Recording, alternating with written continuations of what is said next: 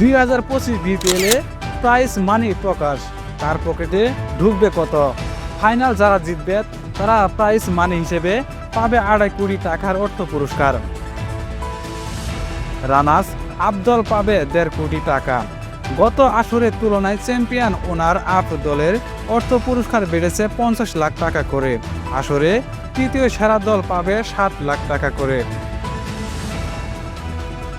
দ্বিতীয় কোয়ালিফায়ার বাদ পড়া খুলনা টাইগার্স আসরে তৃতীয় হয়েছে। চতুর্থ সেরা রংপুর রাইডার্স পাবে 40 লাখ টাকা। টুর্নামেন্টের সেরা খেলোয়াড় পাবেন 10 লাখ করে টাকা। আসরে সেরা দৌড়ে আছেন তামিম ইকবাল, নাইম শেখ, মেহেদী হাসান মিরাজ ও শামীম হোসেন।